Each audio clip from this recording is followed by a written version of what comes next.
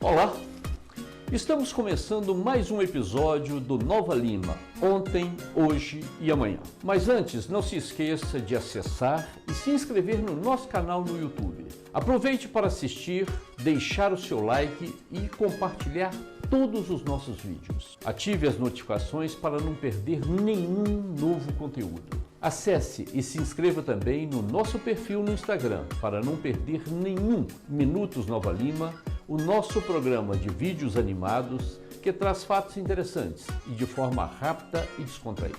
E por fim, fique com a gente até o final, pois o programa de hoje vem aí trazendo muita coisa bacana. Vamos lá?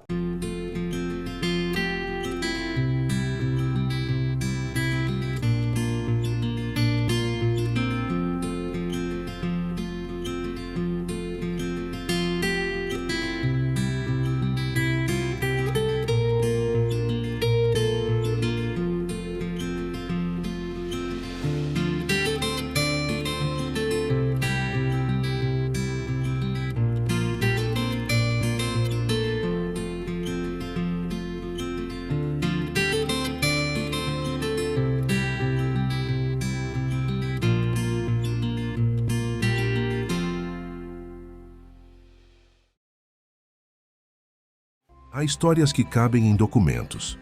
Há outras que vivem nas ruas, nos sobrenomes, nas igrejas e nas casas antigas. Há também aquelas histórias que vivem na memória das famílias, atravessam gerações inteiras e acabam confundindo-se com a própria formação de uma cidade. Ao longo desta série especial de programas do Nova Lima ontem, hoje e amanhã, dedicada aos povos que ajudaram a construir a identidade nova-limense, percorremos os caminhos daqueles que deixaram marcas profundas na formação do município. Falamos dos portugueses que abriram caminhos e lançaram as primeiras bases de ocupação da região, apontando os caminhos do progresso. Dos africanos e seus descendentes, cuja força de trabalho, cultura e espiritualidade se converteram na força motriz da mineração daquele tempo, ajudando a erguer a cidade e a moldar sua alma. Dos ingleses, que transformaram a mineração em empreendimento industrial, projetando Nova Lima para uma posição de vanguarda e inserindo-a em uma rede internacional de tecnologia, conhecimento e desenvolvimento, processos que, àquela altura, ainda engatinhavam por boa parte dessas terras.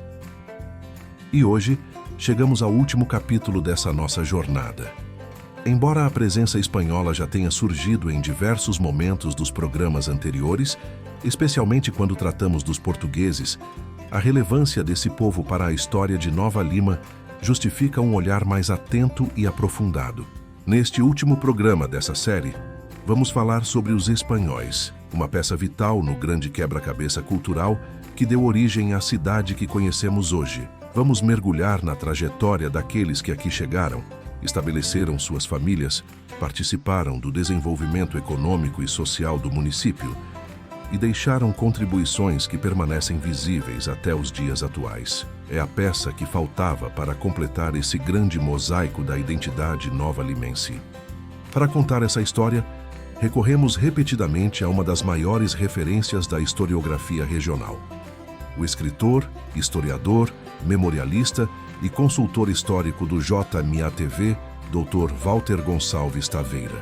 Junto dele, contamos também com a expertise do Dr. Ricardo Salgado Guimarães, outro de nossos consultores históricos permanentes e profundo conhecedor da trajetória da região, cujo vasto conhecimento sobre a presença inglesa em Nova Lima e sobre os processos que transformaram a mineração local em atividade de projeção internacional, contribuiu de forma decisiva para compor este amplo mosaico histórico. Juntos, eles nos ajudaram a costurar as peças dessa grande colcha de retalhos, que é a formação do município de Nova Lima, permitindo compreender como diferentes povos, culturas e tradições se encontraram para moldar a identidade singular desta cidade. A própria história do Dr. Walter Taveira se entrelaça com os temas que estudou ao longo de toda a vida. Descendente de famílias portuguesas e espanholas que participaram dos primeiros ciclos de desenvolvimento da região, dedicou décadas a reunir documentos, fotografias, registros paroquiais, relatos familiares e fontes históricas que hoje constituem um dos mais importantes acervos historiográficos sobre Nova Lima e sobre as comunidades e localidades que compõem o trecho conhecido como Alto Rio das Velhas. Seu trabalho ultrapassa a pesquisa acadêmica. É, antes de tudo, um exercício de preservação da memória coletiva. Um esforço paciente para garantir que as histórias dos homens e mulheres que construíram esta terra não se percam no silêncio do tempo. Ao contar a história desses povos, o Dr. Walter também ajudou a preservar a história de milhares de outras famílias que construíram Nova Lima ao longo dos séculos. Que esta última página não represente um ponto final, mas um convite para novos estudos, novas descobertas e novos olhares sobre a extraordinária história da nossa região. Sejam todos bem-vindos a mais um Nova Lima ontem, hoje e amanhã. Bem, estamos aqui novamente com o nosso amigo e consultor do programa Nova Lima ontem, hoje e amanhã, Dr. Walter Taveira. Taveira, muito obrigado por nos receber mais uma vez nesse gostoso escritório seu. Nós já falamos aqui, né? Você primeiro fez aquela visão panorâmica de todos os povos que habitaram Nova Lima, ajudando na sua formação cultural. Depois nós retornamos e fizemos um programa específico sobre os africanos. Isso. Retornamos depois para falarmos sobre os portugueses. Falamos inclusive sobre parte de sua família, que veio de Portugal. Hoje nós vamos falar sobre os espanhóis e também você tem parte da família. Como a gente fala, tem um pezinho lá na Espanha. Quando chegaram os primeiros espanhóis?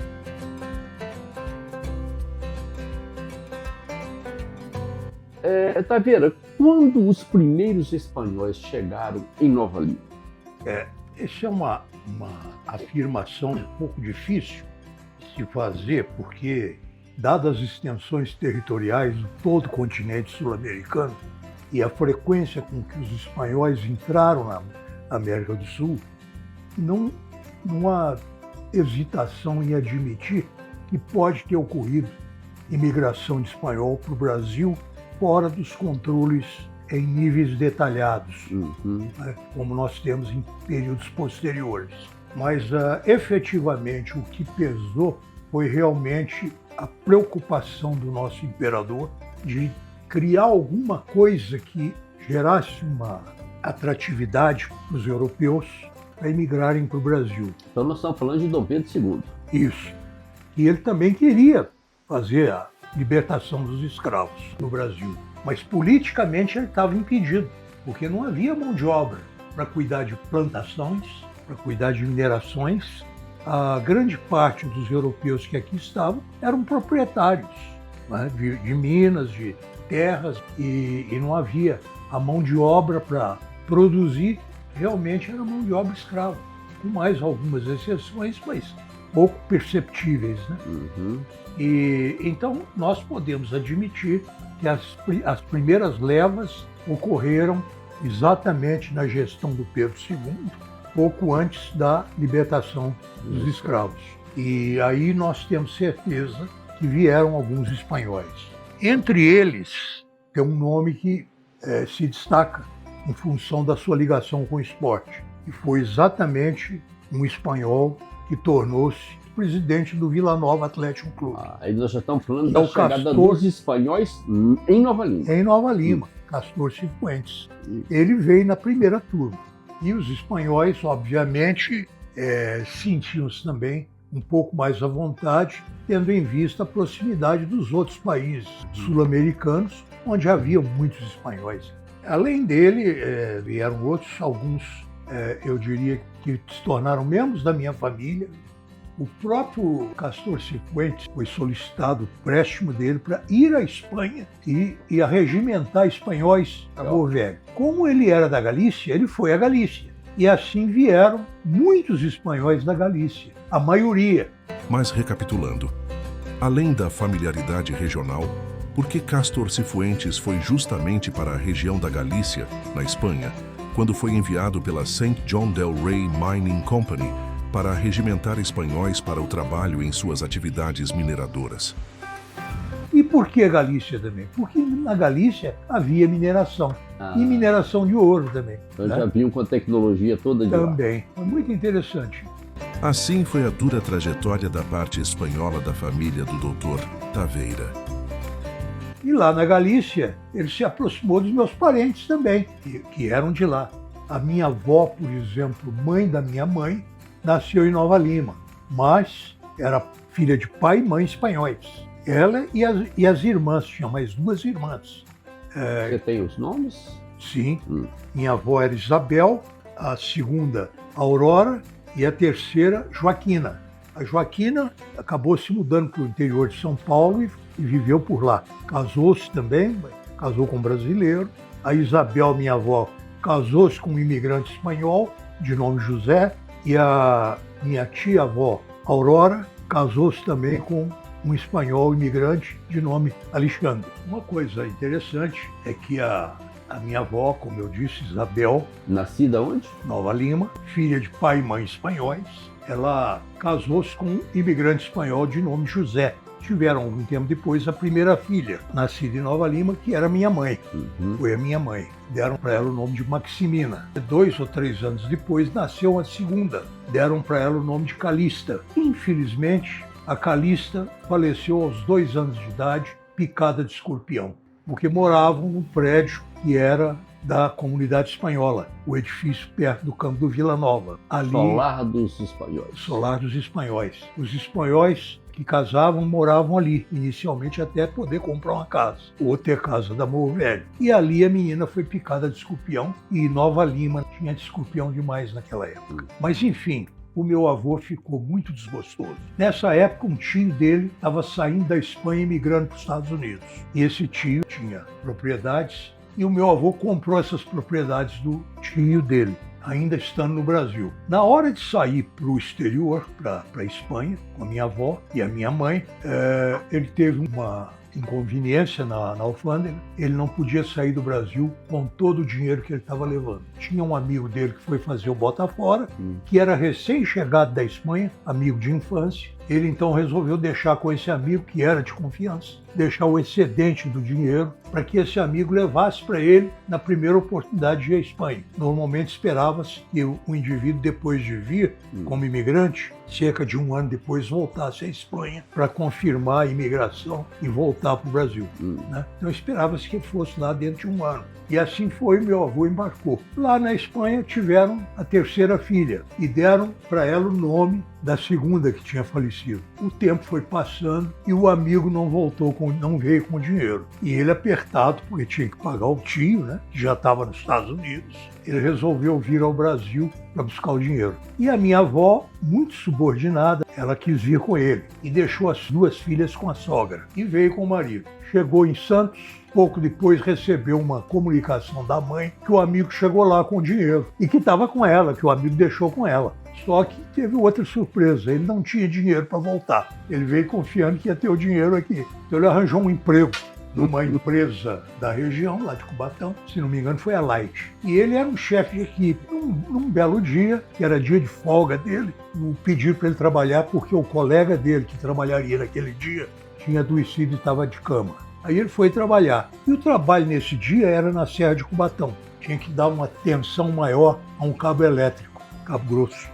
E ele foi para lá com a equipe dele, trabalhou lá o dia inteiro e deu atenção. No fim do dia, o engenheiro veio e perguntou: esse cabo está firme? Ele meteu a bota no cabo, balançou e disse: está mais firme do que a minha vida. O cabo esgarçou, deu uma chicotada, esmagou o crânio dele, morreu na hora. Acabou.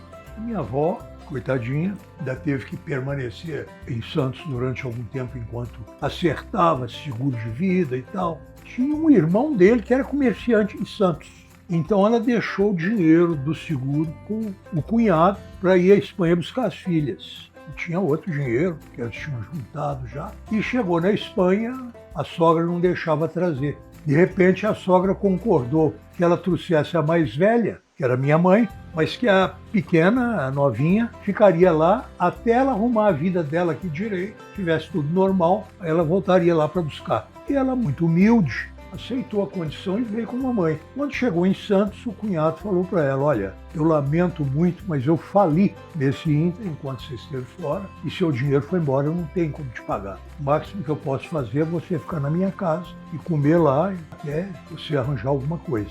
ela nem ficou. Alugou um barracão em algum lugar próximo de Ribeirão e começou a lavar roupa para fora. E nesse ínterim ela escreveu para a irmã dela em Nova Lima, pedindo que a irmã conversasse com o marido para tentar um emprego para ela na Morro Velho. Conseguiram um emprego como enfermeira do Hospital da Morro Velho. Ainda era um período sem legislação trabalhista. Ela morou no hospital e minha mãe foi morar com a tia. Tinha outras primas lá e tal. A minha avó ficou lá no hospital morando, porque chegava mineiro ferido com acidente na mina, 2 horas da manhã, eles acordavam ela para socorrer o acidentado. Até que um dia veio a legislação trabalhista. Quando isso aconteceu, a mamãe já tinha casado com o papai, então ela mudou para a casa de mamãe. Mas nada de poder ir à Espanha rever a filha. Ela só pôde fazer isso quando aposentou. Foi lá, reviu a filha, conheceu todos os netos, bisnetos que já tinha. Depois de 1 ano ela voltou e pouco depois morreu.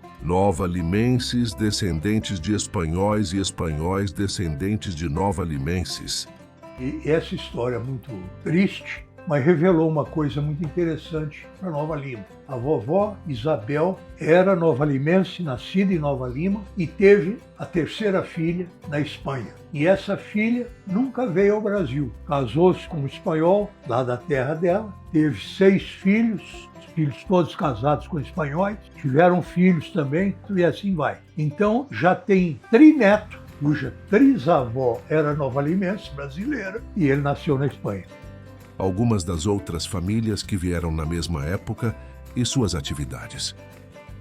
Na mesma ocasião, nós tivemos outras famílias que vieram para Nova Lima. Provavelmente, algumas dessas pessoas vieram até no mesmo navio, né? A família Pérez Furlet, a família Gurgel, era espanhol também, Otero, da família Otero. Essas famílias chegaram em Nova Lima. Onde que os seus membros mais se destacaram? Ora, a grande maioria veio realmente atraída pelo trabalho na mina. Alguns, naturalmente, preferiram se dedicar à lavoura e, na primeira oportunidade, compraram terras e desenvolveram. O Otero mesmo tinha panificação. 2 famílias, eram irmãos, 2 famílias Otero, fundaram 2 padarias em Nova Lima. A padaria do Henrique Otero, que ficava na parte média de Nova Lima, e a do outro Otero, irmão, ficava lá embaixo no Bonfim. Isso também foi uma atividade praticamente ficou nas mãos dos espanhóis por muitos e muitos anos. Médicos também, vários médicos formados na Espanha que vieram exercer a profissão em Nova Lima. É. A comunidade espanhola. Acontecimentos sociais e habitações. Realmente a comunidade espanhola acabou crescendo muito em Nova Lima, foi expressivo, foi criada lá uma sociedade espanhola. Era uma sociedade cultural, um local onde eles se reuniam, é isso? Se reuniam lá naquele prédio, o prédio era deles. Esse é lá perto do Colégio do Liceu? Perto do Liceu. Sociedade espanhola. Ali eles se reuniam periodicamente, eu não sei hoje qual a frequência, mas se reuniam com finalidades diversas, culturais, inclusive para comemorações, né? Alugavam para realização de festas. O casamento de meu pai e minha mãe, meu pai era filho de portugueses, mas a esposa era filha de espanhóis. E como normalmente a festa de recepção, se não tiver entendimento contrário, é responsabilidade da família da noiva, optaram pela sociedade espanhola. Lá foi realizado. Devem ter pago um aluguel por isso. Tem a foto da festa. Além dessa propriedade, existia também um edifício do Bonfim, próximo do campo do Vila Nova. Praticamente fazendo divisa com o campo do Vila Nova. Esse é o solar dos espanhóis. É solar dos espanhóis. Alguns descendentes. Vamos passar para hoje? Sim. Quais são os descendentes hoje em Nova Lima? Descendentes de espanhóis que você conhece? Eu acho que todos esses nomes que nós falamos têm descendentes lá. No meu caso, quer dizer, da minha mãe, nós somos só 2 filhos, todos 2 estão morando aqui. Todos nascemos lá, mas moramos aqui. Mas os primos dela, os filhos estão todos lá. Netos da tia Aurora e bisnetos. e já deve ter trinetos também. A tia Aurora era mãe do Nicásio Esteves Diegues, que foi alfaiate em Nova Lima a vida inteira. Do O Eurípides, irmão dele, que sucedeu meu o irmão de Nicásio. maçonaria, né? Hein? E meu irmão de maçonaria. Também irmão da maçonaria. Então, essa família... Os Oteros continuam. Os Oteros continuam lá. Família Gurgel também. O muita Gurgel gente. está lá também. O Pérez Furlete. Uhum. O legado. O que fica da presença espanhola para o futuro de Nova Lima? Ô Taveira, me fala, o que é que nós podemos trazer de legado dos espanhóis para nós? Nova Lima, por ter sido uma Liga das Nações praticamente, influenciada por pessoas das mais variadas nacionalidades, alguns pouquinha gente, né? mas também vieram, foi um privilégio que a cidade teve, ao invés de ficar só portugueses, só espanhóis, como outras foram. Né? Esse fato, somado à nossa posição de país sul-americano, cuja maioria é de língua espanhola, que se complementa com a língua portuguesa, com o Brasil, que é o maior deles em território. Enfim, o que nós podemos esperar é cultura. Como eu sou de dupla nacionalidade hereditária. Não só dupla, né? Nós já falamos dos portugueses também, né? Duplo que eu digo português sim, tá, nesse sentido. e espanhol, né? Uhum. Eu me sinto tanto pelo lado português quanto pelo meu lado espanhol mais brasileiro do que eles dois. E eu acho que todo mundo que nasceu em Nova Lima é assim. As escolas da minha época foram bem orientadas, bem conduzidas e administradas.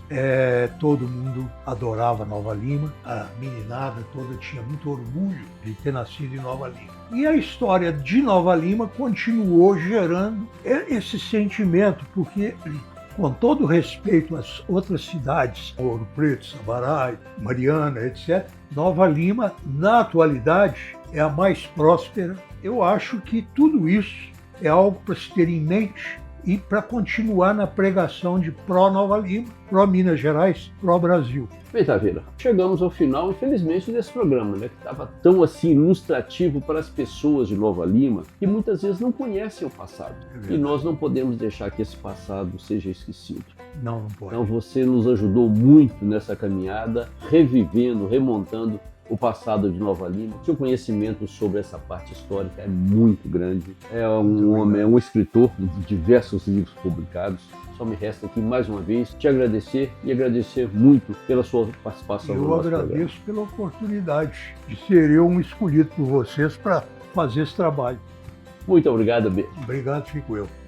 Ao chegarmos ao fim dessa série especial de programas sobre os povos que contribuíram para a formação do município de Nova Lima, o canal JMATV gostaria de recomendar que, para continuar aprofundando esses estudos, vale a pena conhecer mais sobre o Dr. Taveira e seu vasto trabalho. O Dr. Walter Gonçalves Taveira é um renomado pesquisador da história local e membro de importantes instituições, como o Instituto Histórico e Geográfico de Minas Gerais.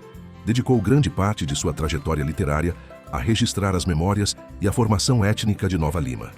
Além da imigração espanhola, o autor também publicou livros sobre a influência da comunidade negra na cidade e sobre festividades religiosas tradicionais, como o Jubileu de Bom Jesus de Matosinhos. Possui uma rica produção literária focada na preservação da memória de Minas Gerais. O catálogo de livros do autor, encontrados em plataformas de acervos e pesquisas como a Estante Virtual, destaca o seu papel como um dos grandes memorialistas da região. Livros de Walter Gonçalves Taveira, Nova Lima, A Imigração Espanhola, de 2014, é um livro que resgata a trajetória, costumes e a inserção dos imigrantes espanhóis na comunidade e na mineração local. Historicamente, a imigração espanhola em Nova Lima esteve muito ligada ao desenvolvimento da atividade mineradora na região, especialmente em torno da antiga mina de Morro Velho. Famílias espanholas se estabeleceram no município, integrando-se à comunidade e deixando heranças marcantes nos costumes, na culinária e no comércio local.